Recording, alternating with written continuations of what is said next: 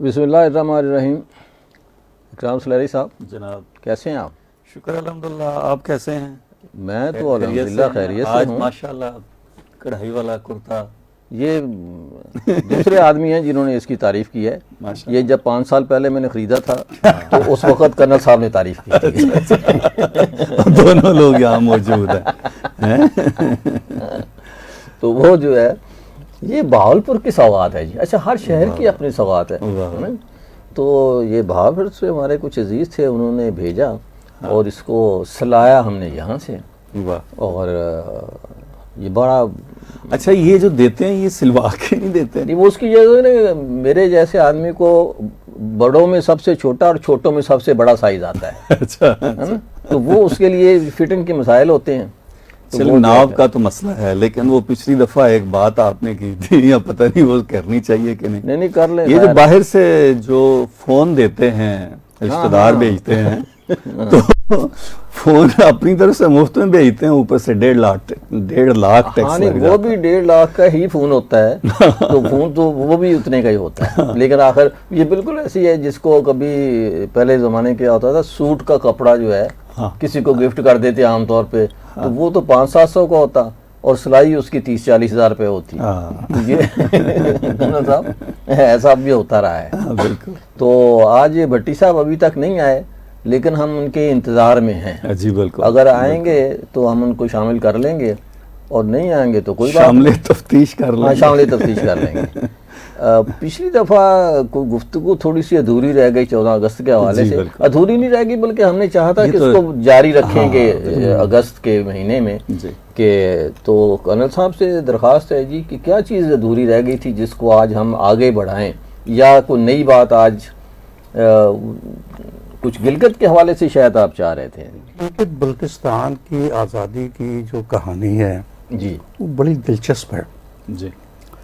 ये एक modern warfare की एक अछूती मिसाल है कि 28,000 मुरब्बा मील का इलाका सिविलियन ने आज़ाद करवाया। उनके साथ कोई 2-4 ऑफिसर्स तो थे, लेकिन कोई बाकायदा रेगुलर आर्मी की बटालियन कोई नहीं थी जी। वो सिर्फ सिविलियन थे। और उनका हाल ये था कि उनके पास टोपी है तो जूते नहीं है, जूते हैं तो टोपी नहीं है। और सख्त सर्दी के आलम में उन्होंने वो जंग लड़ी। और उसका आगाज़ असल में इस तरह से हुआ कि न्याज साहब को पता होगा, वहाँ पे एक जगह है बूंजी जी। अगर गिलगित से पिंडी की तरफ आए तो एक पहले जगलोट आता है, एक जगह आती है जगलोट। जगलोट से लेफ्ट साइड पे दरियाए सिंध को अबूर करके फिर थोड़ा सा एक सहराई सा इलाका है, उसके बाद एक जगह आती है बूंजी। तो ये बूंजी जो है ये आजकल NLI का सेंटर है। तो उन दिनों यहाँ पे इंडिया की एक यूनिट स्टेशन थी, 6th जम्मू एंड कश्मीर जी राइफल बटालियन। तो उसके कुछ जो मुसलमान ऑफिसर्स थे उन्होंने फैसला किया कि हमने मुजाहिदीन का साथ देना है। तो उन्होंने वहाँ पे उनको एक अफवाह फैला दी कि मुजाहिदीन आ रहे। तो सिखों ने हिंदुओं से कहा कि तुम जाओ, जाने बचाओ अपनी। वो भाग गए वहाँ से जी। और इन्होंने वो सारा आर्म्स एंड एमुनेशन पे कब्जा करके और इस तरह से वो मुजाहिदीन के साथ मिल गए। अच्छा, वहाँ पर गिलगित में आजकल भी है, गिलगित स्काउट्स थे। और गिलगित स्काउट का जो कमांडिंग ऑफिसर था वो था एक मेजर ब्राउन, और उसका एक टॉयसी था कैप्टन मैथी। तो वो जो सूबेदार मेजर था उस गिलगित स्काउट्स का सूबेदार मेजर, वो एक ही सूबेदार मेजर होता है और वो पूरे जवानों को वही कंट्रोल करता है। उसने क्या किया कि वो मेजर ब्राउन को। अच्छा, ये किस सन की बात आप बता रहे हैं? 48 की। 48 की। मतलब उस वक्त तक अभी कुछ अंग्रेज जो वो उसमें मौजूद थे। तो उन्होंने ये कैप्टन बाबर ने ये किया कि वो जो मेजर ब्राउन था और उसका टॉयसी कैप्टन मैथी, उनको तो उसने कर दिया बैरक में बंद। और उन्होंने जो भेजा था, हिंदू महाराजा ने जो भेजा था एक ब्रिगेडियर घनसारा सिंह को, उसने भेजा था गिलगित बल्तिस्तान का गवर्नर बना के, और वो आ चुका था वहाँ। इसने कैप्टन बाबर ने ये किया कि उन दो को तो गिरफ्तार करके बैरकों में बंद कर दिया, और वो जो गवर्नर घनसारा सिंह था उसको भी उसने अरेस्ट कर लिया। उसने बड़ा रेजिस्ट किया, पूरी रात वो लड़ता रहा, लेकिन सुबह फिर उसको जब मैसेज भेजा इसने, कैप्टन बाबर ने, उस वक्त सूबेदार मेजर बाबर, उसने कोई हिंदुओं का एक डेलीगेशन अंदर भेजा और उसको कहा कि तुम अकेले कब तक लड़ते रहोगे, हथियार डाल दो। दोबारा उसने हथियार डाल दिया और वो उसको लेके उन्होंने भी उसको बंद कर दी।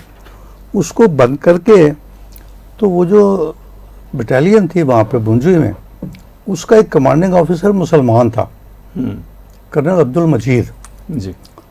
तो ये सूबेदार मेजर बाबर ने उसको मैसेज भेजा, एक फेक मैसेज भेजा गवर्नर घनसारा सिंह की तरफ से कि गिलगित में हालात बड़े ख़राब हैं, तो तुम ऐसा करो कि तुम इधर आ जाओ। तो वो वहाँ से घोड़े पे बैठ के वहाँ से रवाना हुआ, और जब वो गिलगित में दाखिल हुआ तो सूबेदार मेजर उसकी लगाम पकड़ के घोड़े की और वो चल रहा था, और उसने उसको बताया सिचुएशन कि सर वो ब्राउन और मैथी गिलगित स्काउट का सीईओ और 2AC उनको हमने गिरफ्तार कर लिया है, गवर्नर जो है उसको भी गिरफ्तार कर लिया है, और अभी ये जो मुसलमान हैं ये चाहते हैं कि हम अपनी आज़ादी की जंग लड़ें, तो आप बीइंग सीनियर ऑफिसर आप हमारी रहनुमाई करें। उसने उसको झाड़ पिलाने शुरू कर दी कि तुम क्या बकवास कर रहे हो, इंडिया जो है ये इतना बड़ा मुल्क है, उनसे तुम लड़ाई मोल नहीं ले सकते, और क्या बच्चों से बातें कर रहे हो। उसने उसका रुख भी गिलगित स्काउट्स की बैरक की तरफ भेजा और उसको भी उठा के बंद कर दिया। तो उसके बाद फिर इन द मीन टाइम ये हुआ था कि एक किसी और को इतराज मेजर असलम थे, ये एयर मार्शल असगर खान के भाई थे। अच्छा। और बाद में एज ए ब्रिगेडियर रिटायर हुए, उस वक्त मेजर थे। शगरीला वाले, हाँ जी, शगरीला एक तो वो है ना जो स्कर्दू में है, स्कर्दू में, और एक ये जो जहाँ से मरी रोड शुरू होता है ना, मरीड चौक के पास, मरीड चौक के बिल्कुल पास लेफ्ट साइड पे एक होटल था, हाँ, उसका नाम भी शायद शंग्रीला ही उसका था। भी यही था, और गालबन उसकी बुकिंग यहाँ होती थी कुछ इस हाँ, तरह उसकी भी बुकिंग यहाँ हो जाती था इन्हीं का, था इनका ब्रिगेडियर असलम का। तो इनको उन्होंने भेजा था कि आप जाएं, और मतलब इसको ही was appointed as commanding officer Gilgit scout. तो ये अपने साथ एक और था, इनका भाई था एक मेजर अनवर, ये इनको साथ ले गए थे। तो दो अफसर तो ये थे जो कि भेजे गए थे पाक फौज की तरफ से, और कुछ अफसर रहते थे जो कि वो 6th Jammu and Kashmir battalion से मिलके इनके साथ मिल गए। इन्होंने फिर जो है ना वो प्लान किया उसको, और देखें क्या ज़बरदस्त प्लानिंग थी कि हुआ ये था कि इंडियंस ने श्रीनगर से एक ब्रिगेड भेजा जो कि स्कर्दू का जो गैरिजन था उसको इन्होंने सराउंड किया हुआ था, तो उन्होंने उसको रिलीज़ करने के लिए भेजा एक brigade under the head of brigadier फ़कीर सिंह उसका नाम था। तो ये जो लेफ्टिनेंट जनरल था, बाद में ही रिटायर्ड एज ए मेजर, तो इसको 2 प्लाटून दी गई कि तुम ये ले जाओ और इनका कोई बंदोबस्त करो, ये जो ब्रिगेड आ रहा है वहाँ से। तो I have met that general, और मैंने उसको कहा कि यार मुझे वो जगह दिखाओ जहाँ आपने उस ब्रिगेड को एम्बुश किया था। तो वो स्कर्दू से बाहर निकल के एक जगह आती है गोल जी, उसके भी आगे एक जगह आती है थोक पड़ी। वो थोक पड़ी के ऊपर दरिया जो है ना वो बिल्कुल शार्प टर्न लेता है। तो दरिया जब शार्प टर्न लेता है तो उसके साथ साथ जो सड़क आ रही है वो भी यूं मुड़ जाती है। तो वो दैट वाज द पॉइंट जहाँ पे उसने स्टॉपिंग पॉइंट उसको कहते हैं कि इसके आगे नहीं उनको जाने देना, मतलब वहाँ यहाँ से यूं करके आना था ना, उधर उन्होंने एक बंदे को बिठा दिया मशीन गन दे के कि बस इसके आगे नहीं इनको जाने देना, और सड़क के पार मतलब दरिया के पार उसने अपनी दोनों प्लाटून को लिटा दिया खेतों में। अब ये जब आना शुरू हुए, उसको मतलब है कि उस एम्बुश के अंदर दाखिल हुए, वो दाखिल होने से पहले वो उन्होंने रिलैक्स किया, पता नहीं कब से चलते चले आ रहे होंगे, तो उन्होंने खाना शाना खाया पिया। उसके बाद वो बढ़ के ये सोच के कि जो worst part of the journey था दैट इज ओवर, अब तो हम ये पहुंच गए, तो वो ना बिल्कुल कई बार अंदाज में जो है ना वो उसके अंदर एम्बुश एरिया जो इनका था उसके अंदर वो दाखिल हो गए, और जब वो स्टॉपिंग पॉइंट पे पहुंचे हैं तो उसने उसको फायर खोल दिया। तो जो सामने बंदे थे वो तो मर गए, लेकिन वो जो थे ना उनको ये सिग्नल मिल गया कि now we can open the fire, और पूरा ब्रिगेड जो है वो उन्होंने भून के रख दिया, और पूरे ऑपरेशन में गालबन 2 मिनट लगे होंगे। और वो उनमें से कुछ आदमी जो बिल्कुल पीछे थे, वो कुछ चंद आदमी और ब्रिगेडियर फकीर सिंह वो भाग निकलने में कामयाब हो गए, क्योंकि उन्होंने वापस मुड़े और वो उधर चले गए जी। तो वो उनके ज़द में नहीं थे। तो इस तरह से ये लेफ्टिनेंट जनरल ने पूरा ब्रिगेड जो है ना ये तबाह किया। उसके बाद फिर उन्होंने एक और ब्रिगेड भेजा, लेकिन वो उन्होंने किसी और सिमत से भेजा जी। वो अस्तौर की साइड से उन्होंने भेजा, और अगेन ये जनरल जो है ना ये वाज डिप्यूटेड किया, अब इधर से आ रहा ब्रिगेड थ्रू। तो अब के जब वो आ रहे थे तो दे वर वेरी कॉशियस, लेकिन ये जनरल जो है ये भी बड़ा चौकस था। इसने 12 इसी तरह का एक एम्बुश एरिया उधर बनाया और उस ब्रिगेड को भी तबाह कर दिया। इस तरह से 2 ब्रिगेड की जो अटैम्प्ट्स थी वो खत्म। उसके बाद उन्होंने क्या किया कि उन्होंने एक फोर्स जो है वो बुरजल के पास इकट्ठी करनी शुरू की। बुरजल जो है ना वो कुछ 13,700 फीट है, बड़ा ऊंची जगह है जी। और सर्दियों में उसको क्रॉस करने के बारे में सोचा भी नहीं आ सकता। तो उन्होंने ये सोचा कि अभी तो बुरजल को कोई क्रॉस करके इधर नहीं आएगा, तो उन्होंने अपनी फोर्स जो है वो कारगिल के कहीं आसपास जो है वो उन्होंने कंसंट्रेट करनी शुरू की कि जब ये बर्फ़ पिघल जाएगी तो फिर ये बुरजल को क्रॉस करके एक फोर्स जो है वो गिलगित चली जाएगी और एक हिस्सा जो है स्कुर्दू चला जाएगा, और इनका हम कोई बंदोबस्त करेंगे। मेजर असलम ने क्या किया कि उसने एक फोर्स तश्कील दी 600 आदमियों पर मुश्तमिल, और उस वक्त वो 6th जम्मू एंड कश्मीर का जो एक लेफ्टिनेंट था, lieutenant Shah Khan, later on वो उसने एयरफोर्स को ज्वाइन किया और वो ग्रुप कैप्टन के तौर पर रिटायर हुए थे। तो ये उसने खुद ये मुझे कहानी सुनाई। अच्छा, अब वो काफ़ी लोगों से मिले वहाँ जो ओरिजिनल आई विटनेस? ये जितने भी लोग थे ना अल्हम्दुलिल्लाह, असल में यहाँ से ना एक रिसाला निकलता था अफ्तरोज़ा बेबाक, अच्छा, पिंडी से। इसके जो मतलब है जो मालिक थे ना वो थे मौलाना अब्दुल बारी, अच्छा, जो आज़ाद कश्मीर के अमीर जमात इस्लामी भी थे जी। वो ये रिसाला निकालते थे। और सऊद साहिर को आप जानते हैं, वो उसका एडिटर था। तो वो मौलाना अब्दुल बारी ने कहा कि गिलगित बल्तिस्तान का हम एक नंबर निकालते हैं। तो उसकी रिसर्च करने के लिए सऊद साहिर, मुझे और एक और, अच्छा हम 3 आदमी वहाँ गए और हमने उनकी हिस्ट्री भी निकाली, जंगलात के बारे में, एजुकेशन के बारे में, हर डिपार्टमेंट के बारे में इंफॉर्मेशन हासिल की। तो ये हिस्ट्री का काम मेरे ज़िम्मे लगा था।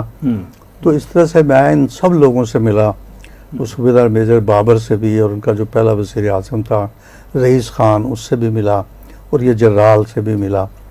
तो उसने मुझे वो जगह भी दिखाई जाके कि ये इस जगह पे मैंने एम्बुश किया था। तो लेफ्टिनेंट शाह खान से बाद में मुलाकात हुई थी। तो लेफ्टिनेंट शाह खान बताते हैं कि जी उसने 600 आदमियों की एक फ़ोर्स बनाई और उनको भेजना था कि वो जाएं और बुरजल को क्रॉस करके और रेस्ट वेस्ट करने के बाद वो फोर्स जो इकट्ठी कर रहे हैं उनके ऊपर हमला करें। और इनके साथ उसने 150 पोर्टर दिए थे सामान उठाने के, यानी सामान उठाने के लिए। वो उनकी 2 मोटर्स थे इनके पास, 1-2 मशीन गनें थी, राइफलें थी, एमुनेशन था। और बेबसी का ये आलम था कि कई लोगों के पास जूते तक नहीं थे, बर्फ़ में चलना था जी। और जूते तक नहीं थे। तो उन्होंने क्या किया कि उन्होंने आटा गूंदा और उसके अंदर जो है ना वो इंजीर मिलाई और कोई अखरोट और बादाम और ये वो उसको लोकल जुबान में फुट्टी कहते हैं। अच्छा, वो एक रोटी बनाते हैं जो कई दिनों तक महफूज रहती कई है। दिनों तक वो महफूज हाँ, रहती है। वो खाई मैंने। वो उन्होंने किट्टी बनाई और वो जो है ना वो उन्होंने तकसीम कर दी कि जिसको भूख लगे वो जेब में से निकाले और थोड़ी सी खा ले, और जिसको प्यास लगे वो बर्फ चूस ले। चबा ले, हाँ। और वो जो आटे की बोरियां थी, वो बोरियां जो है ना उनके टुकड़े काट काट के लोगों में तकसीम कर दिए गए, जो लोगों ने अपने पैरों से बांध हाँ, लिए जूते बना लिए। सर्दी से महफूज करने के लिए या बर्फ से महफूज करने के लिए। और बर्फ में चलना जो है ना वो जब सूरज निकलता है तो बर्फ में चलना बड़ा मुश्किल होता है, क्योंकि वो सूरज की शुआएं जो है ना वो रिफ्लेक्ट होती हैं, जी बिल्कुल। तो वो एक की जगह 10 सूरज बन जाते हैं अल्लाह हो। और वो आंखों में बड़ी बुरी तरह से चुभता है। तो आजकल तो एनके शनके मिल गई हैं उन बेचारों के पास। आजकल तो वहाँ फौजी जो है वो गधों को भी एनके पहनाते हैं। हाँ, तो इन बेचारों ने क्या किया कि इन्होंने जो शहतूत के पत्ते थे ना, वो पत्तों से इन्होंने एनके बनाए, उसमें छोटा सा सुराख कर लिया और वो जो उसकी छोटी छोटी शाखें होती है वो लचकदार होती है, उससे उन्होंने उनको बांध लिया। एनके बना ली। और वो पहले चिलम एक जगह है, चिलम पहुंचे और चिलम से 6 किलोमीटर जो है ना वो बुरसल पास है। अब जब वो चिलम से चले हैं तो उनके पास कोई ठिकाना नहीं था, कोई प्रोटेक्शन नहीं थी। Only protection available was that they should keep walking. 3 दिन वो चलते रहे उस बर्फ के अल्लाह हो। 3 डेज और 2 रात। देखिए, ये कहना बड़ा आसान है, लेकिन ज़रा बंदा सोचे इस बात पे कि वो ना सोना है, ना कहीं रेस्ट करना है, ना कुछ करना है, कोई जगह ही नहीं है जहाँ पे कोई प्रोटेक्शन मिल सके। They kept walking. और 3 दिन के बाद जो है ना वो बुरसल पास को क्रॉस करें तो लेफ़्ट साइड पे गुलतरी है और सीधा चले जाएं तो आगे मिनी मर्ग है। तो वो गुलतरी गए तो गुलतरी के लोग जो है ना उनके इस्तकबाल के लिए तैयार थे। जिसके पास जो कुछ भी अवेलेबल था वो लेके आ गया, उसने उनको हाजिर कर दिया। कोई आटा, चीनी, घी। एक बंदा जो था वो मतलब है कि वो मर गया, उसने एक कनिस्तर आटा रखा हुआ था, उसने खाया नहीं कि मैंने ये मुजाहिदीन के लिए रखा, और ख़ुद वो बेचारा भूख से मर गया। यानी ये आलम था उस वक्त जो है लोगों की आज़ादी की तमन्ना में सेक्रीफाइसेस करने का। अच्छा, जब यहाँ पहुँचे हैं तो उनकी आंखें जो है ना वो मतलब है उन्होंने एनके जो बनाई हुई थी वो शाइन से तो उनको नहीं प्रोटेक्शन दे सकती थी, तो ज़्यादातर लोगों की आंखें जो है ना वो सूज के कुप्पा हो गई थी। तो किसी बाबे ने उनको मशवरा दिया कि इनको खाना वाना खिलाओ, उसके बाद चाय वाय पिलाने के बाद जो चाय की पत्ती बच जाएगी उसकी पुलटिस बना के आंखों पे और इनकी आंखों के ऊपर रख दो। ये डिवाइस आजकल जो है ना ये ब्यूटी सैलून है, इसमें भी इस्तेमाल करते हैं। ये भी इस्तेमाल करते हैं। वो तो उनकी ज़रूरत थी तो बहरहाल वो उन्होंने उन हाँ, नहीं सबके वो होता है जी, टोट के चलते हैं सीना पुलटिस पसीना। करके वो रख दिया और अल्लाह ताला की कुदरत से वो एक रात में सबकी आंखें ठीक हो गई अल्हम्दुलिल्लाह। तो उस तरह से उन्होंने फिर वहाँ पे कोई 3-4 दिन वहाँ पे रेस्ट किया और उसके बाद वो कारगिल की तरफ गए और जो उनकी फोर्स वहाँ पे असेंबल हो रही थी उनको उन्होंने हमला किया और उनको भी बर्बाद कर दिया। उसके अलावा एक ये था कि जब कमांड चेंज हुई ना, कमांड चेंज हो गई थी कुछ अर्से के बाद, मेजर असलम को बदल के उन्होंने एक मेजर MG जिलानी था उनको लगा दिया। उसने पहला काम ये किया कि जितने भी ऑपरेशन थे उन सबको उसने रोक दिया कि मैं पहले पूरे हालात का जायज़ा ले लूँ, एरिया को मैं रैकी करके देख लूँ, फिर मैं दूंगा। लेकिन ज़ाहिर है इतना तो टाइम नहीं था। तो हुआ ये कि उसमें एक सूबेदार नसीब साहब थे, सूबेदार नसीब। वो वहाँ से गिलगित बल्तिस्तान से बड़ी दूर, स्कर्दू और गिलगित से बहुत दूर एक जगह थी जास्कर, वो वहाँ पर ऑपरेट कर रहे थे। तो वो जब उनको हुक्म मिला कि जी वो सारे ऑपरेशन रोक दिए गए हैं, तो वो बाकी लोग तो वापस चले गए, तो वो वहाँ पे आइसोलेट हो गए। जब वो आइसोलेट हो गए तो उनके पास 2 मशीन गनें थी, तो जो एमुनेशन था वो उसकी मदद से जो है ना वो इंडियंस को पास नहीं आने देते थे। In the mean time cease fire हो गया, तो उनको बताया गया कि जी सीज फायर हो गया तो आप हथियार डाल दें। उन्होंने कहा हमें नहीं पता सीज फायर हुआ कि नहीं हुआ, हमारे करीब ना आना। तो उन्होंने उनको कई दफ़ा मैसेज भेजे, फेक मैसेज भी भेजे कि यहाँ से लेके और गिलगित तक का सारा इलाका जो है वो इंडिया में शामिल हो गया और तुम्हें अभी लड़ने की कोई ज़रूरत नहीं है, क्योंकि इसका कोई फ़ायदा नहीं है। पदम एक जगह थी जहाँ पर ये आइसोलेट हुए थे। उन्होंने जवाब भेजा कि अगर पूरी दुनिया भी हिंदुस्तान में शामिल हो जाए तो पदम जो है ना ये पाकिस्तान का हिस्सा ही रहेगा, और हमने नहीं हथियार डाल दिए, और वो डटे रहे। उसके बाद उन्होंने सोचा कि यार कोई हमारे हालत के बारे में किसी को बताना तो चाहिए। तो उन्होंने फिर एक और सूबेदार को और उसके साथ एक और आदमी दे के उसको भेजा कि वो जाके जो है ना पाक फौज को बताएं कि अब यहाँ पे गिरे हुए हैं और हमारा को बंदोबस्त किया जाए। तो वो उसके मैसेज भेजने के भी कुछ 6 महीने के बाद पाक फौज जो है वो पाक फौज का मेजर मुर्तज़ा वहाँ पे आए और उनको लेके वहाँ से वो गए। तो उसके बाद लियाकत अली ख़ान जो है ना वो गिलगित गए थे, तो इन सब लोगों की उनसे मुलाकात कराई गई। तो यहाँ पर एक इदारा है army institute of military history, वहाँ पे तस्वीर लगी हुई इसकी कि वो जो पदम से लोग आए थे वो लियाकत अली ख़ान से बड़ी मध्यम सी और डिस्टॉर्टर सी तस्वीर है लगी बहरहाल हिस्ट्री का। हाँ, लेकिन वो उस वक्त असल में कम्युनिकेशन के भी मसाइल इतने थे ना जी कि जब मैं गिलगित था तो मुझे बताया कि हमने जो मैसेज भेजा उनको पेशावर के थ्रू भेजा। हाँ जी, गए और वो पहुँच के और जाके कहा कि भाई हमने जगह तो फतह कर लिया है, अब आए और मैनेज करें इसको जो है।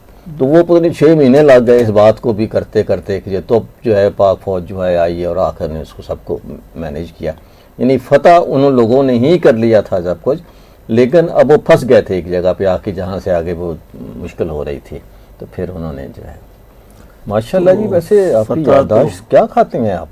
लफ्ज़ अच्छा, मैं 4-5 साल रहा हूँ और कई नोट लिखता रहा इस तरह के, उसके बावजूद भी याद नहीं रहता कच्छा पदम इधर है। और मैं जगरोट में रहता था, है ना, और वो अक्सर लोग मुझे वहाँ के लोग कहते हैं कि यार बहुत दूर रहते हो। मैं नहीं, मैं इस्लामाबाद से करीब रहता हूँ। तारीख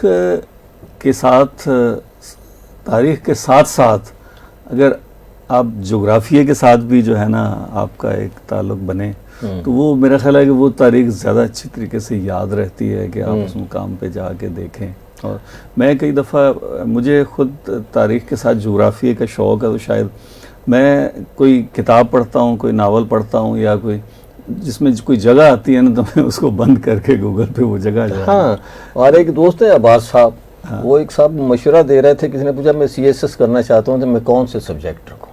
तो उन्होंने कहा एक तो जोग्राफिया रख लो, बाकी अपनी मर्जी के रख लो। हाँ, है ना, जोग्राफिया मेरे कहने पे रख लो, ठीक, और बाकी अपने तमज़ के रख लो। हाँ। तो उसने क्या कहने का, जोग्राफिया ऐसा है जो अगर इसमें ठीक हो जाओगे आप, तो सारे सब्जेक्ट आपके फिंगर टिप पे आ जाएंगे, तारीख उस पे आ जाएगा, फिट इन हो जाएंगे। हाँ, फिट इन हो जाएंगे उसके अंदर जो है बड़े आराम से, तो आपको बड़ी आसानी और सहूलत हो जाएगी। देखिए अब मसलन टूरिज्म भी उसमें आ जाएगा। हाँ, आप ये कहेंगे जी अच्छा वहाँ जाएंगे तो आपको ही होगा वहाँ तो बड़ी महंगाई है, वहाँ के लोग कैसे हैं, वो सारी की सारी चीजें जो है ना उसके अंदर, मतलब ज्योग्राफी के अलावा सारी चीजें उसमें आ जाएंगी। हमें ये फायदा हुआ ना कि पहले तो हम गए थे ना ये रिसर्च करने के लिए, तो हम गिलगित और बल्तिस्तान तक ही महदूद रहे। लेकिन उसके बाद मैं जब फौज में आया तो मेरी पोस्टिंग हो गई अस्तोर, तो उस बहाने मुझे उस इलाके को मज़ीद जानने जानने और मुझे का- हैरत इस बात पे हो रही जी कि ये बारी साहब पे कि अब क्या मतलब होगा, कोई इस तरह जंग जितना बड़ा अदारा भी ये काम नहीं करता, हाँ हाँ मतलब जो है ना, मतलब बड़े बड़े अखबार जो हैं आज जी, के, बिल्कुल, मतलब वो भी इतना काम नहीं करते कि 2 लोगों को भेजोगे यार जाके फीचर बना ये के बहुत लाएं। बड़ा एक बड़ा काम है हाँ जी। और एक खिदमत है कि आप उस क्योंकि तारीख को- मुझे तो एक अखबार का तजर्बा रहा है जी कि मैंने ज्वाइन किया उसको, और ज्वाइन भी ऐसे किया कि मैं नवाए वक्त चले नाम ले लेता हूँ, निज़ामी साहब उसके इंटरव्यू कर रहे थे, कराची से पर्चा शुरू करना था, तो मैं भी इंटरव्यू दे रहा था, और मुझे बहुत ही दुख होता है बाज़ का कि मेरे साथ जो है वो बहुत मज़ाहिया शायर थे कराची के, वो भी इंटरव्यू देने के लिए दिलावर साथ बैठे। फ़गार? दिलावर फ़गार साथ मेरे दिलावर फ़गार बैठे हुए। मैंने कहा यार मैं अगर अखबार का मालिक होता तो दिलावर फ़गार के घर जाके उसको कहता कि यार मेरा अखबार ज्वाइन करो। चलो अजहर नियाज़ तो बैठा है इंटरव्यू देने के लिए, खैर है, दिलावर फ़गार भी इंटरव्यू देने के लिए बैठा हुआ है।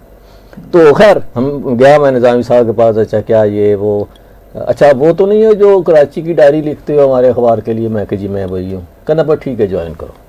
तो मैंने ज्वाइन कर लिया जी। उसके बाद मैंने कहा जी मैं डेस्क पे नहीं, मैं मैगज़ीन में जाऊंगा। कहना क्यों? कहना मुझे खबरों से बड़ी नफरत है, मैं मैगज़ीन में जाऊंगा। कहने का अच्छा, बुलाया, मैगज़ीन में चला गया। अच्छा पहले एक मैंने फीचर डिज़ाइन किया, उसकी स्टोरी लंबी है, बहुत मेहनत से करके मैंने एक फ़ीचर लिखा, 1 हफ्ते के अंदर फीचर लिख के दिया, छप गया। उन्होंने बताया जी कि कल संडे में छप जाएगा। मैं वहाँ से आराम बाग आया, कराची यूनिवर्सिटी में पढ़ता था उस वक्त में, वहाँ आराम बाग पहुँचा अखबार ख़रीदने के लिए। ये आराम बाग आपने लफ्ज़ बोल के तो मुझे तो पता नहीं किसी तारीखी झरोके में आप ले गए हैं। आराम बाग जैसे मुगलों का कोई हाँ वो, लेकिन कराची में आराम बाग जो है वो जगह का नाम करीब है। जगह का नाम है। अच्छा। तो वहाँ से मैं जब उसके आया, अखबार ख़रीदा, सबसे पहले यूँ उल्टा के उसका कलर पेज निकाला, पूरे सफ़े पे वो छपा हुआ था, मेरा नाम नहीं था। जो हमारे मैगज़ीन एडिटर थे उन्होंने अपना नाम छापा हुआ हाँ जी। अच्छा उसके बाद मैं अखबार मैंने कहा दफ़ा करो, अखबार की जगह काम है जहाँ नए लोगों की इतनी हौसला अफजाई की जाती है। अच्छा उसको लिखने के लिए मैं बहुत ज़लीलो ख्वार हुआ जी। यहाँ तक हुआ कि मैं एक अखबार के दफ्तर में गया और जहाँ बैठकर उनकी पुरानी लाइब्रेरी निकाली अखबारात, और जब मैं बैठा लिख रहा था तो एक साहब आ गए, आप कौन हैं? मैं कहा जी मैं। आप यहाँ क्या कर रहे हैं? मैंने कहा जी मुझे थोड़ा सा काम था, तो लाइब्रेरी आपकी अच्छी है, तो मैंने कहा कि ये इस तरह से जसारत था जी वो अखबार। कहने का आप यहाँ बैठ के नहीं कर सकते काम, आप जाएं, आप नवाए वक्त के लिए लिखना चाहते हैं और जसारत की लाइब्रेरी में बैठे हुए। मैंने कहा 1 मिनट। मैं चुपके से उठा, सीधा सलाहुद्दीन साहब के कमरे में चला गया। मैंने कहा जी मेरा नाम अजहर नहीं। कहता मैं जाइन हूँ, मैं अच्छा मैं जसारत में काम करता था, सलाहुद्दीन साहब मुझे ज़ाती तौर पे जानते थे। क्या हुआ? मैंने कहा आपके एडमिन अफसर साहब कहते हैं कि यहाँ, अरे बुलाओ उनको। नहीं आप बैठे काम करें। उन्होंने मुझे अलाउ किया, मैंने बैठा, फिर लिखा, फिर जाके उसकी तस्वीरें बनाई कर करा के वो फीचर उसके हवाले किया, और आखिर में नतीजा ये निकला। वो दिन आज का दिन मैंने सहाफ़त के किसी अखबार में जाकर नहीं कहा कि मुझे शौक़ है अखबार में काम करने का। हो सकता है कि अगर वो छप जाता, मेरे नाम से छपता, तो मैं शायद सहाफ़ी होता। अल्हम्दुलिल्लाह उस बंदे का शुक्रिया जिसने अपने नाम से छापा, आज भी कोई नहीं जानता। अच्छा लेकिन चलें, अब आप कर रहे हैं तो मैं भी थोड़ा सा अपना डाल दूं इसमें हिस्सा कि फर्स्ट ईयर में हम थे उस वक्त, तो उस वक्त सियासी हालात, अब मुझे याद नहीं कि कौन सी गवर्नमेंट थी, लेकिन कोई हड़ताल चल रही थी। अच्छा अब उसमें बयानात आ रहे थे कि जी हड़ताल कामयाब हुई, और किसी ने कहा जी कोई नहीं हुई, और यूँ। तो मैं हड़ताल के कामयाब होने वालों में मेरा नुक्ता नज़र था, तो मैंने एक कॉलम लिखा, उसका उन्वान था हड़ताल पहिया जाम या नाकाम। अच्छा अब वो मैंने कहा कि अब इसको छापा कहाँ जाए। अब मेलोडी में एक अखबार का ऑफिस था, मैं नाम बाद में लूँगा, तो अब मेरे साथ दोस्त थे, मैंने कहा यार इस तरह कि ये मैंने लिखा है, तो कोई जानने वाला, कहता जानने वाला तो कोई नहीं है। मैं कहा फिर ऐसा करें कि ये मेरे साथ चलें, मैं इधर खड़ा होता हूँ तो आप ऊपर जो है ना दे आएँ। कहते किसको देना? मैं कहा डेस्क पे जो भी कोई सामने आएगा उसको दे आना। अच्छा वो कहता है कि आप खुद जाए ना कि ये, मैंने कहा मुझे उसने देख लिया तो छापेगा नहीं कि ये लड़का सा है और ये इसने क्या तज्जिया किया होगा। खैर वो दे आया, डेस्क पे दे आया और आ गया। कोई तीसरे चौथे दिन जो है ना वो मेरे ही नाम से वो कॉलम छप गया और रोज़नामा पाकिस्तान था वो, और उस वक्त ये क्लैश नहीं था आपस में, एक ही अखबार नहीं, था। इनसे भी पहले अच्छा। जब ये ज़िया शाहिद और अकबर अली भट्टी, सबसे पहले आपको याद होगा जंग और नए वक्त के बाद जो तीसरा बड़ा अखबार जो इनके बाद निकला है वो रोज़नामा पाकिस्तान था, जो आपको पता है इन्वेस्टमेंट अकबर अली भट्टी की थी, ज़िया शाहिद उसमें कर रहे थे, फिर बाद में उन्होंने, तो मुझे जाहिर है कि एक बहुत बड़ी खुशी थी। और तो वो वही वाली बात है कि पता नहीं आपको उन्होंने देख लिया तो उन्होंने कहा ये बच्चा है, तो इस तरह से बहरहाल एक, अरे बच्चों भी, मैं जसारत में काम करता था जी, बच्चों का रसाला निकालता था। एक दिन मैं अपना काम कर रहा हूँ बैठा हुआ, तो और मैं यूनिवर्सिटी से सीधा उधर जाता था। मतीनुर रहमान मुर्तज़ा साहब ने ये मेरे साथ किया कि मुझे कहने लगे आप जाके सलाउद्दीन साहब से मिलो, उनको एक बंदा चाहिए पार्ट टाइम, तो तुम जाके वहाँ, मैंने कहा, तो मैंने बच्चों का रसाला मैगजीन जो था वो निकालता। एक दिन मैंने देखा इस तरह बैठा हूँ तो एक बच्चा सामने खड़ा हुआ है, टेबल से ऊपर सिर्फ सर नज़र आ रहा था, तो इतना सा था यूँ समझे। तो मैंने कहा जनाब, कहता मैं लिखने का मुझे शौक़ है तो मैं बच्चों के आपके ना अखबार में लिखना चाहता हूँ। मैंने कहा अच्छा ठीक है बैठ जाओ, इधर बैठ गया। फिर उससे मैं बात कीजिए करता रहा, फिर वो लिखने लगा। उसका नाम हातिब सिद्दीकी था। वाह वाह वाह, सॉरी वजी साथ अपनी वजी अहमद सिद्दीकी, उसका छोटा भाई, ठीक, जो छोटा भाई, तो वो जो है ज़बरदस्त बाद में अच्छा लिखता रहा जसारत में, जहाँ काफ़ी देर तक, और काफ़ी कंट्रीब्यूट किया उसने। अच्छा, ये मैं आपसे बात कर रहा था इससे पहले कि मुल्क तो हमने हासिल कर लिया, और ये आज कैसे किया ये, आज ये अभी प्लेट में नहीं रख, प्लेट में रख के जो है वो नहीं मिल गया हमें। लेकिन उसके बाद जो सारी सूरत हाल है, अब मशरकी पाकिस्तान हमसे जुदा हो गया और हमने उसको कबूल कर लिया। ठीक है, बाज़ का दो सूरतें होती हैं ना, कि एक ज़ख्म है उसको करेदते रहें, उसको ठीक ना होने दें। एक है कि भाई आप उसका सोच लें कि ठीक है जो हो गया सो हो गया। अब उसकी वजूहात पे बात करते रहते हैं कि जी सियासतदानों का कमाल था या जर्नैलों का कमाल था। मैं बहुत सारे सियासतदानों से भी ये सवाल पूछ चुका हूँ और बहुत सारे जर्नैलों से भी ये सवाल पूछ चुका हूँ कि मशरक़ी पाकिस्तान को बांग्लादेश बनाने में किन लोगों का हाथ था, और यहाँ हम काम बात भी कर चुके हैं काफ़ी। लेकिन अब भी सूरत हाल ऐसी है कि पिछले दिनों एक बहुत बड़े मोतबर नाम हामिद मीर साहब बात कर रहे थे कि जी प्लानिंग ये की गई कि 30 में 2030 में पाकिस्तान को मज़ीद टुकड़ों में तकसीम किया जाए। फ़लाँ आदमी का कहना ये है कि जी नहीं 30 तो नहीं, 5 साल और शायद लगेंगे और 35 या 40 तक ये जो है पाकिस्तान के मज़ीद टुकड़े हो जाएं। अच्छा, अब मुझे तो इस पे बात करना भी गुनाह लगता है कि यार आप ये बात कर रहे हैं, किस मुंह से आप बात कर रहे हैं कि यार आपको, लेकिन साफ ज़ाहिर है कि करना तो चाहिए अगर आप उस पर। क्योंकि मैं जब गिलगित में था तो वहाँ एक साहब ने कहा कि वंस अपॉन ए टाइम मैं कहीं अमेरिका यूरोप में होता था और वहाँ एक पेपर गर्दिश कर रहा था जिसकी रिसर्च ये थी कि इतने बरसों के बाद मशरक़ी पाकिस्तान को पाकिस्तान से अलग कर दिया जाएगा। मैंने वो पेपर पाकिस्तान की सारी ब्यूरोक्रेसी, फौज, ये वो सबको भेजी कि ये यहाँ एक पेपर गर्दिश कर रहा है, इसके ऊपर आपकी, तो सब ने कहा यार कोई नहीं, ये होता रहता है, उड़ाते हैं, मतलब ये ऐसे ये इसकी कोई हकीकत नहीं है। तो बाज़ बात क्या होता है कि वो जो गर्दिश करने वाली ख़बरें होती हैं उस वक्त हमें हकीकत नहीं लग रही होती हैं, है ना। यानी हम कहते हैं वो अच्छा अब क्या करते हैं, वो तो दूर था जी, इतना दूर था, यूं था, फलां था, कुछ था, लेकिन अब नहीं हो सकता। अब क्यों नहीं हो सकता? अब वो जी यूं है, हम एटमी पावर बन गए हैं, वहाँ सब जो चीज़ें जुड़ी हुई हैं, उस तरफ चीन है, यूं है। यार हमने किसी भी हमसाये से अच्छे तो तल्लुकात बना के नहीं रखे हुए। चीन हमारा दोस्त है तो वो अपनी गर्ज़ व गायत के लिए दोस्त है ना। दाएँ बाएँ जितने भी हर एक की अपनी गर्ज़ व गायत है, किसी को हमारी गर्ज़ व गायत तो है नहीं। अच्छा, अब छोटे छोटे मसाइल होते हैं मैंने ये सबसे ज़्यादा फिक्र मुझे इस बात की हुई कि कब हम इतने बेहिस हो गए थे, इसको खुशी भी कहा जा सकता है कि लोग आज सड़कों पे हैं बिजली के व्यवसाय की वजह से। तो मुझे खुशी इस बात की है कि उनको कोई एहसास हुआ है कि मतलब जैसे पहले तो ये था कि कुछ यानी ज़िया का, जैसे कहते हैं ना एहसास ज़िया जाता रहा, वो वाली बात हो गई थी। लेकिन अगर आज वो सड़कों पे हैं अपनी ज़ात की वजह से कह लें या मुल्क की वजह से कह लें, तो कम से कम उनको एहसास तो है यार कि कुछ हो रहा है ना।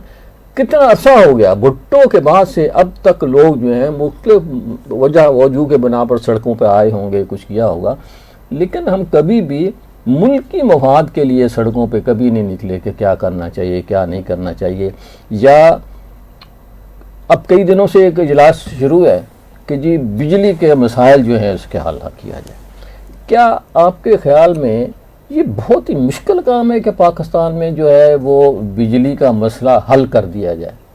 कर्नल साहब, फौजी तो कर सकते हैं लेकिन पता नहीं कर्नल साहब का क्या राय है। कर्नल साहब बिल्कुल बताएंगे, आप जरा वो कर लें मेरे जहन में। तो आपसे शुरू कर लेते हैं ताकि कर्नल साहब जो है नहीं, आपने जो ताज़ा सूरत हाल बताई उसी सूरत हाल में जो है वज़ीर आज़म जो थे हमारे हैं, बल्कि काकल साहब, हाँ, उन्होंने कहा कि भाई मैं तो ये चाहता हूँ कि अगर कोई मतलब मेरे उसका एसी बंद कर दे तो मुझे कोई प्रॉब्लम नहीं होगी। और तो नीचे किसी ने कमेंट किया हुआ था इस बयान के बाद कि साहब आप उठें और खुद अपना जो है ना एसी बंद करें, नहीं तो उससे मसला नहीं आता। और दूसरी बात ये है कि आप दूसरों के भी जो है ना आपने बंद करने हैं, आपने कहना है कि मसला इसमें ये है। शहबाज शरीफ साहब आए, पहली उनकी तकरीर सुन लें। मैंने अपना स्टेटस लिखा फेसबुक पे, शाबाज कपड़े बेच के नहीं कुछ भी, कि मैं जो डीसी साहब हैं वो उनकी जो घर है इतने इतने कनाल के वो यूं कर दूंगा, ये इसकी जो लग्जरी है उसको मैं ये कर दूंगा। कुछ भी नहीं किया, मतलब चाह काम किया होगा और काम किए होंगे, लेकिन वो जिस पे सब लोगों ने तालियां बजाई वो नहीं किया। काकड़ साहब ने भी ऐसा बताया कि अच्छा है भी क्या, कोई काम किया तो अदालत ने किसी से कहा कि जनाब जो हुकूमतें पिछली कर गई हैं, ये जो आर्जी हुकूमत है, निगरान हुकूमत, ये उसमें तब्दीली नहीं कर सकती, बल ऐसे अहकामात जो कर गए हैं इसमें तो अच्छा। लेकिन मुल्की वफाद में चीज़ें होती हैं। अब ये तो नहीं है ना कि वो कालाबाग डैम का ऐलान कर गई थी उन्होंने मना कर दिया, ये तो नहीं हो रहा ना। हाँ। ये तो मामूली काम है और रोजमर्रा के काम करते हैं, तो ये रोजमर्रा के काम ये तो रोजमर्रा के लोग काम मर तो रहे है। हैं, लोग जो है ना यानी उनकी तनख्वाहों से ज्यादा उनके बिल आ गए हैं। 3 दिन हो गए हैं ये लोग बैठे हुए हैं और बैठ के उठ के चले जाते हैं, बैठ के उठ के चले जाते हैं और किसी नतीजे पर नहीं पहुंच रहे। आज पता नहीं गालिबन आखिरी दिन है या अगला, और अपने 3 महीने ये इसी पे गुजारेंगे कि हम कर रहे हैं। मेरी अपनी राय में तो यार ये मामूली काम है। अच्छा, एक मरतबा तो मुझे किसी ने, मैंने कहा कि यार ये जो कह रहे हैं ना कि मुल्क यूं हो सकता है, तो मुझे इधर ऑफिस में कहीं बैठे हुए थे और कोई 8-10 लोग बैठे हुए, मैंने कहा मेरे इख्तियार में हो ना, ये कहते ना मैं 3 महीने में मुल्क सही कर दूंगा, मेरे इख्तियार में तो मैं 24 घंटों में कर दूंगा। तो एक सब मुझे बड़े हैरत कहने को वाकई हो सकता है। मैंने कहा हो सकता है लेकिन मैं यहाँ नहीं बता सकता है ना, बिल्कुल मैंने कहा है ना, लेकिन वो बात जो है, और वो अब यहाँ पे भी नहीं बता सकते। मसला ये ना, देखें दुनिया में 3-4 मॉडल हैं जिन्होंने इनकलाब ला के पाकिस्तान क्या दूसरी से भी बुरी हालत में गिरे हुए, गरा ख्वाब चीनी संभलने लगे। इकबाल कह गया है ना, उस वक्त उसने कुछ देखा होगा तो कहा ना कि ये जो है जो अफीम खाने वाले लोग हैं ये समझने लगे। अमेरिका 400 साल खरानजगी में रहा, आखिर ठीक हो गया। यूके ठीक हो गया, जापान ठीक हुआ, बम गिरा, एटम बम तबाह करके रख दिया, वो जो है आज दुनिया की सबसे बड़ी मईशत बना हुआ है। देखना ही है ना हमने कि यार इन्होंने कैसे कर लिया, हम कैसे कर सकते हैं। लेकिन अभी पहले बिजली का मसला हल करते हैं, कम से कम अपने हिस्से का पत्थर तो मारना चाहिए। सर नहीं, आप बताइए ना कि आपके जहन में क्या तजावीज़ है? सर मेरे जहन में तो बड़ी आसान सी तजावीज़ है। दुनिया भर में ऐसा काम हो रहा है और वो है सोलर सिस्टम, जो रिन्यूएबल एनर्जी होती है वो उस पर। अच्छा, सोलर सिस्टम का तरीक़ाकार ये नहीं है जो हमने किया हुआ है। हम क्या करते हैं, मिसाल के तौर पर पिछली हुकूमत ने कहा कि हमने ये सोलर सिस्टम के ऊपर ड्यूटी ख़त्म कर दी, टैक्स ख़त्म कर दिया। सोलर सिस्टम की प्लेटों पे ड्यूटी ख़त्म नहीं की, उसके अगर पार्ट्स मंगवा लेते हैं तो उसके ऊपर ड्यूटी ख़त्म कर दी। होना ये चाहिए। एक मॉडल मैं बता देता हूँ आपको, मलेशिया में या किसी मुल्क, सिंगापुर में किसी की मुल्क में पढ़ रहा था, उन्होंने क्या किया, कहने लगे कि जिसने भी सोलर लगाना हो या ना लगाना, मिसाल के तौर पर उनके यहाँ एक कमर्शियल एरिया था बहुत बड़ा, जिस तरह बिलू एरिया है, उन्हें सारे दुकानदारों से कहा कि जनाब आपको हम सोलर लगा के देते, सबके ऊपर सोलर लगा दिए। और सोलर लगाने के बाद उन्होंने कहा कि आप जो बिजली पैदा करेंगे उससे हम इसकी कटौती करेंगे, और उससे नेट मीटरिंग करके जो साथ के इलाके हैं उन सबको बिजली दे दी उन्होंने। और उसके जो पैसे थे लगाने के वो उससे उन्होंने काट लिए, 1 साल में 6 महीने में वो कट गए। कटने के बाद वो सोलर जो है वो दुकानदारों के हो गए जो G6 को, G7 को, G8 को, G9 को बिजली दे रहे थे। एक तो ये मॉडल है। दूसरा ये है, इस वक्त भी इंडिया में हो रहा है ना। अच्छा, बात का एक तो मैंने कोई बात कह दी कि यार इंडिया में ये हो रहा है तो हमारे नहीं हो सकता, तो एक साहब नीचे लिखते हैं कि क्या पाकिस्तान इसलिए बना था कि हम इंडिया की नकल करें। ये व्हाट इफ, मतलब क्या बेवकूफ़ाना जवाब है यार। अच्छी बात जो है वो हमारी मीरास है। हुजूर पाक सल्लल्लाहु अलैहि वसल्लम के पास एक सहाबी आए, कहने लगे, अबू हुरैरा, कहने लगे कि ये बात आयतुल कुर्सी का वजीफा मुझे एक शख्स ने बताया। तो हुजूर ने कहा वो शख्स शैतान था, लेकिन बात उसने ठीक की है, ये ले लो। हाँ जी, ये नहीं देखा जाता कि भाई किसने कहा है, ये देखा जाता है कि क्या कहा है। बहरहाल, अच्छा, मतलब मेरे अगर इख्तियार में हो तो मैं यह जितना भी सोलर सिस्टम है, नंबर 1 पहला काम आप ये करें कि जो चाइना से उधर से पाकिस्तान में पैनल की जो है बनाना शुरू करें और उनको इजाज़त दें, कोई टैक्स नहीं, कोई कुछ नहीं। अगले 5 साल तक जो सोलर सिस्टम बनाता है उस पर कोई टैक्स नहीं लगा। सुजुकी वालों को किया ना सर हमने, और कारों वालों को करते हैं ना कि आप बाहर से आके यहाँ कारें बनाएं और आप पर कोई टैक्स नहीं, तो पैनल बनाने वालों पे कोई टैक्स नहीं। गुजरावाला, गुजरात, ये लोग हैं जो इतने ज़बरदस्त इन्वर्टर बना रहे हैं कि जिसका अंतर, मैंने कल परसों फैसलाबाद के एक बंदे से रब्ता किया, वो कहता है जी कि मैं 50-60 हज़ार रुपये में 10 किलोवाट का इन्वर्टर देता हूँ, अगले 10 साल तक खराबी हो जाए मैं जिम्मेदार हूँ उसका। ठीक है, तो इन्वर्टर हमारे यहाँ पहले से बन रहा है। बैटरी में एक साहब हैं जो जापान से सीख कर आए, पाकिस्तान में बैटरी बना रहे हैं, लिथियम बैटरी जो होती है। हाँ जी, और वो इस वक्त फौज उसकी सबसे बड़ी खरीदार है उसकी बैटरियों की, कि वो जो है 10 किलोवाट से लेकर पता नहीं 50, 60, 70, 100 तक जो है बैटरियां बनती हैं, पूरे पूरे कमरे जितनी बड़ी बैटरियां बना रहा वो। हाँ जी, जिस पर आप जितनी बड़ी फैक्ट्रियां लगाना चाहें उसके ऊपर वो चल सकती हैं। अच्छा, चले आप उनको, ये तो हो गया सिस्टम, पीछे बैकअप जो है। हुकूमत क्या कर सकती है कि एक गरीब आदमी है जिसके घर में एक पंखा चाहिए और एक बल्ब चाहिए, उसको कितना सोलर चाहिए? कुछ भी नहीं, 10,000 का, 15,000 रुपए का सोलर। एक प्लेट चाहिए, एक प्लेट चाहिए, वो उसको दे दे। अच्छा, कुछ चीज़ें हम जो लाखों करोड़ों खर्च करते हैं उसको फ्री में दे दो।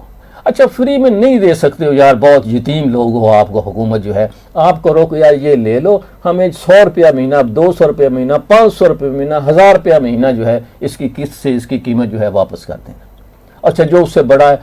अच्छा, अब इस वक्त क्या हो रहा है कि मेरे जैसा आदमी भी बिल 61,000 रुपये का बिल आया जी, मेरा दिया मैंने, लेकिन साफ ज़ाहिर है कि उसको देने में कुछ अगर मसाइल हो जाए कि क्यों आया है, उसके अंदर GST है। यार ये दुकान है कोई, एक दुकानदार जितना सौदा ज्यादा बिकता है वो खुश होता है। ये बिजली वाले जितनी ज्यादा बिजली खर्च होते हैं इनके नाराज होते हैं, इनके मूड खराब हो जाते हैं कि यार आपने बिजली क्यों। कई मुल्क ऐसे हैं जहां बिजली ज्यादा खर्च करें तो उल्टा आपको इनाम देते हैं कि यार बिजली फ्री आपके लिए, आपने इतनी बिजली खरीदी तो चलो बिजली फ्री आपके लिए।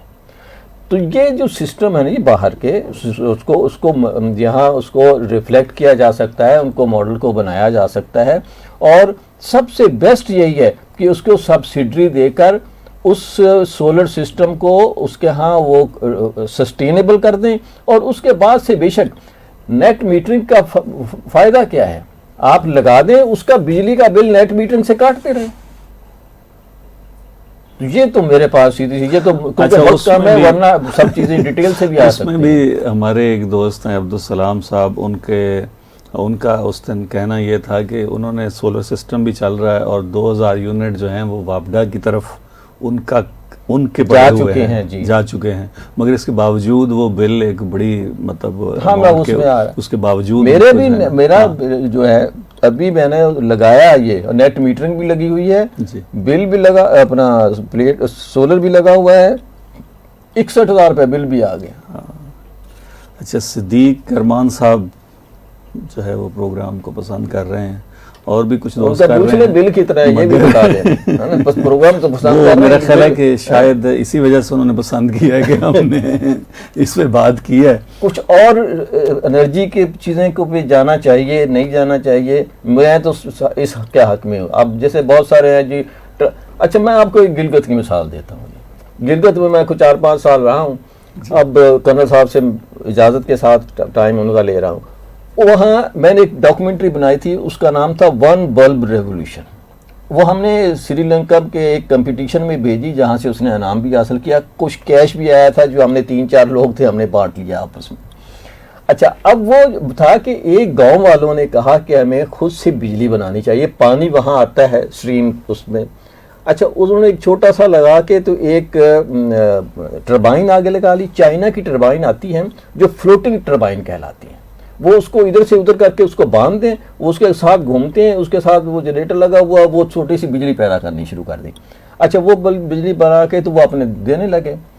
वर्ल्ड बैंक का कोई अदारा आया, वो ले गए। अच्छा, ये आगा खानियों को ये काम आता है कि AKRSP वालों को कि कोई भी आए ले गए कि ये देखें जी हमने ये किया है। उन्होंने देखा कि यार ये तो बड़ा अच्छा है, गांव वालों को बिजली मिल जाएगी, इसको ज़रा बड़ा करें, सारे गाँव को बिजली मिलनी चाहिए। उन्होंने उसको थोड़ा सा बड़ा कर दिया, जिससे वो 5 रुपये लेते थे जी, और हर घर में एक पंखा और एक बल्ब जो है वो रोशन, वन बल्ब रेवोल्यूशन, हर घर को एक बल्ब फ्री दे दिया उन्होंने, है ना। उसके बाद और थोड़ा सा क्या कोई और अदारा आ गया, उससे थोड़े से पैसे ले दिए, तो उन्होंने सारे गांव को बिजली दे दी और मीटर लगा दिए बाहर। अच्छा, मीटर लगा के एक बंदा गांव का ही उसको मुलाजिम रख दिया, जो कागज़ लेके जाता था, मीटर देखता, कागज़ के ऊपर पर्ची लिखता, अंदर भी जो आता ये जी 20 रुपये आपका बिल है, किसी का 30 रुपये बिल है, किसी का 40। और शादी ब्याह के ऊपर ज़्यादा लाइटें जलाने के लिए उनको फ्री में बिजली दे दी जाती कि चलो ये लगा लो, इसका कोई बिल आपको नहीं। वो पूरा गांव दिन रात रोशन रहता है जी, खुद से, कोई वापडा नहीं, कोई कुछ नहीं। वो अपने पानी के ऊपर, हमारे पंजाब पूरा जो है पानी से मोगे जिसको हम कहते हैं, अगर मेरे इख्तियार में हर मोगे पे इतनी टरबाइन लगाई जा सकती है कि वो गांव को बिजली मुफ्त में मिल जाए। सर टाइम कोई बात नहीं, 5 मिनट इजाज़त ले लेते हैं सर, 2 मिनट नहीं, बस मेरा ख्याल है कि ये बड़ी मुनासिब तजवीज़ हैं। खुद मैंने गिलगित में देखा जब अभी ये कोई ऐसा बिजली का मसला था ही नहीं, क्राइसिस नहीं था, ये उन्हीं दिनों की बात है जब हम गए थे। तो वहाँ एक कर्नल शेर को हमने देखा, रिटायर्ड कर्नल शेर, वो उसका एक पहाड़ी के ऊपर घर था और वो रोशन। तो हम हैरान कि इसकी इतनी बिजली कहाँ। उसने कहा मैंने अपना टरबाइन लगाया हुआ है जी, यहाँ से पानी गिरता है और वो पानी उसको टरबाइन को चला के चला जाता है। ना पानी में कमी होती है, ना कोई पानी की एनर्जी मैं निकालता हूँ, लेकिन ये है कि मुझे बिजली का। वो कहते थे कि ये पूरे नॉर्थन एरिया में ये बड़ी आसानी के साथ जी इसको किया जा सकता है। पंजाब में देखे नहरें हैं, नहरें इस वक्त तो नहरों में बहुत पानी है। नहरों में हाँ। अच्छा, नहरों पे जो फ्लोटिंग टरबाइन है ना जी, जी। जो इधर से एक किल्ली एक उधर किल्ली, हाँ जी। और रस्सी के साथ बांध के वो फ्लोट पानी के अंदर, हाँ। वो इतनी तेजी से घूमती हैं कि वो बिजली, अच्छी खासी बिजली पैदा करती है। अच्छा, गालबन सर गंगा राम ने कोई तजर्बा इस हाँ, उस जमाने में जी। भी जो है ना वो किया ये था। किया था। हाँ, जी।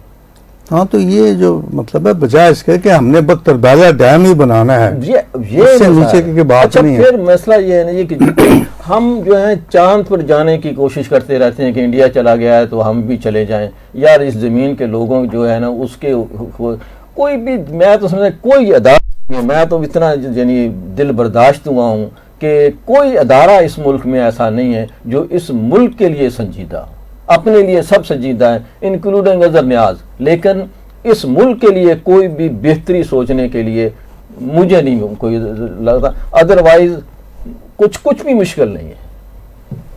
चलें जी, बहुत गुफ्तगू हो गई और इशारे भी हमें हमारे इंजीनियर साहब, तो आज का प्रोग्राम हाँ नहीं, इस तरह की बातें तो करनी नहीं देते ना ये। ये बिल्कुल, ये मिले हुए हैं हमारे मुखालफों से। तो आज का प्रोग्राम यहीं ख़त्म करते हैं, अगले प्रोग्राम में हम इंशाल्लाह फिर आपकी खिदमत में हाजिर होंगे। अल्लाह हाफ़िज़।